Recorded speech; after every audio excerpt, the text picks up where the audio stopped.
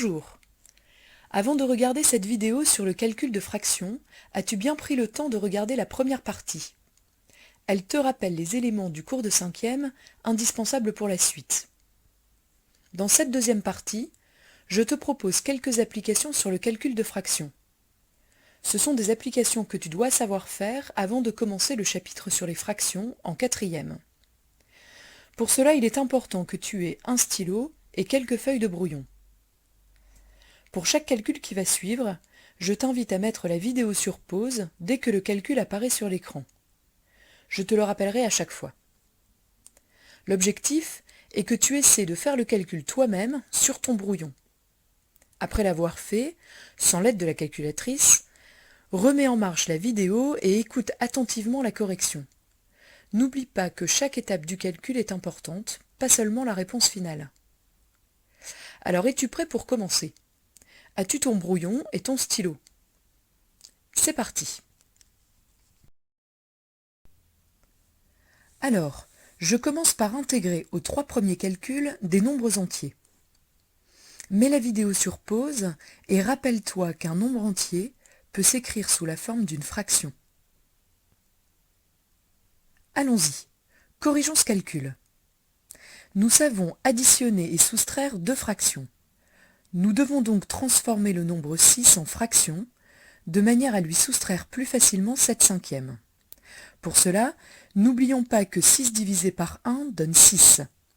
Nous transformons donc 6 en 6 sur 1. À présent, nous devons trouver un dénominateur commun à ces 2 fractions.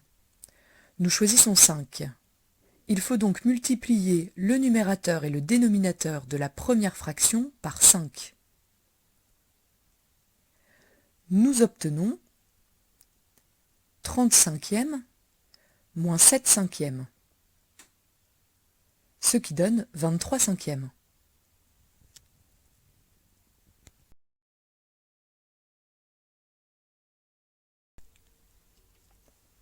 Voici le second calcul. Nous prenons les mêmes nombres, mais cette fois nous les multiplions. Mets la vidéo sur pause et rappelle-toi la règle de multiplication de 2 fractions.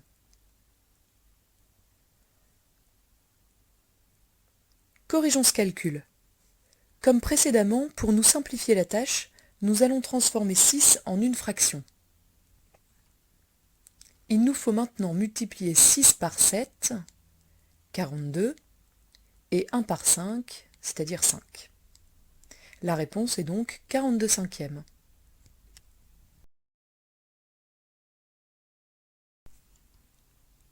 Voici le troisième calcul.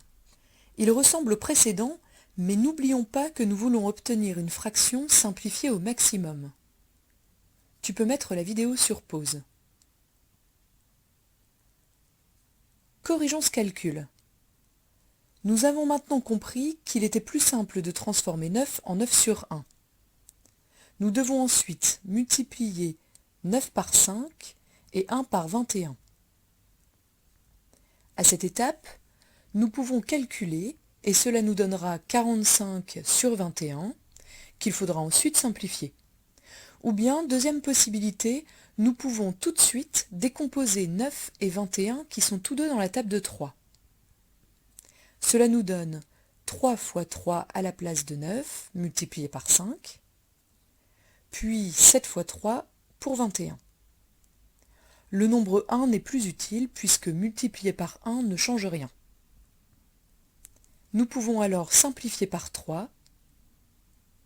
Il nous reste 3 fois 5, donc 15 au numérateur et 7 au dénominateur. La réponse est donc 15/7.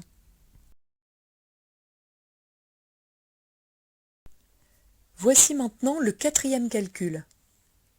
9 quarts moins 5/12, moins 1/6. Mets la vidéo sur pause et prends le temps de faire ce calcul. Il est temps de corriger. Il s'agit de 2 soustractions. Nous devons donc trouver un dénominateur commun à ces 3 fractions. Nous choisissons 12. La deuxième fraction ne changera donc pas, mais nous devrons transformer la première et la troisième. Il faut multiplier le numérateur et le dénominateur de la première fraction par 3, et pour la troisième fraction, ce sera par 2. Nous obtenons alors 27 douzièmes moins 5 douzièmes moins 2 douzièmes. Donc 27 moins 5 moins 2, le tout sur 12. 27 moins 5 égale 22 et 22 moins 2 égale 20. On obtient alors 20 douzièmes. Attention, il faut encore simplifier la fraction. Ici, on peut la simplifier par 2, mais aussi par 4, ce qui est plus intéressant. Nous obtenons donc 5 tiers.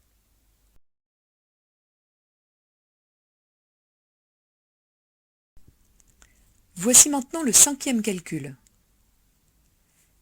4 neuvièmes plus 1 tiers fois 5 sixièmes. Mets la vidéo sur pause et n'oublie pas qu'il y a des opérations qui sont prioritaires. Corrigeons ce calcul. La multiplication étant prioritaire, nous laissons donc pour le moment 4 neuvièmes en attente. Et nous multiplions les deux autres fractions. 1 fois 5, 5, et 3 fois 6, 18. Nous obtenons alors deux fractions à additionner. Il faut donc trouver un dénominateur commun. Nous choisissons 18.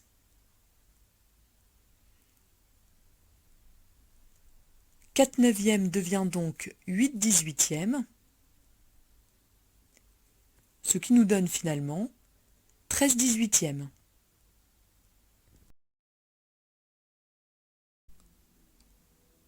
Voici enfin le sixième et dernier calcul.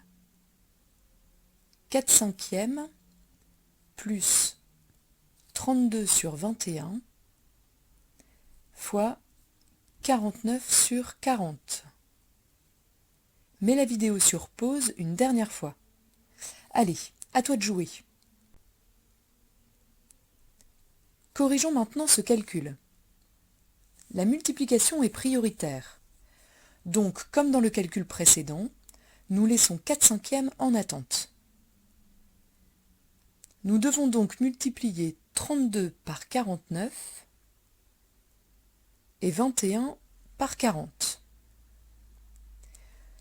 À cette étape, mieux vaut ne pas s'embarquer dans des multiplications compliquées. Nous allons plutôt décomposer ces nombres en utilisant les tables de multiplication. Nous pouvons remarquer que 32 et 40 sont des multiples de 2, de 4, mais aussi de 8.